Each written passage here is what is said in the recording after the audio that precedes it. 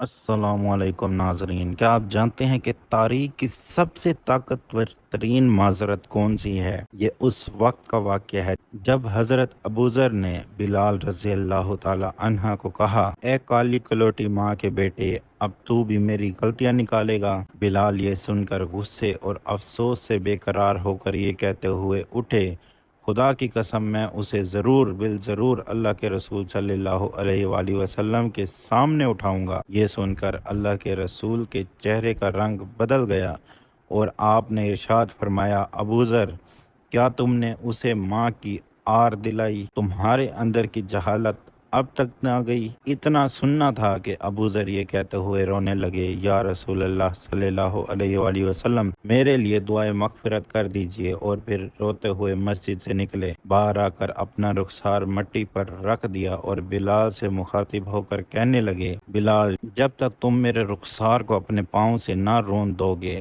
میں اسے مٹی سے نہ اٹھاؤں گا۔ یقیناً تم معزز و محترم ہو اور میں ذلیل و خوار۔ یہ دیکھ کر بلال روتے ہوئے آئے اور ابوذر سے قریب ہو کر ان کے رخسار کو چوم لیا اور بے ساختہ گویا ہوئے، خدائے پاک کی قسم، میں اس رخسار کو کیسے رون سکتا ہوں جس نے ایک بار بھی خدا کو سجدہ کیا ہو؟ پھر دونوں کھڑے ہو کر گلے ملے اور بہت روئے۔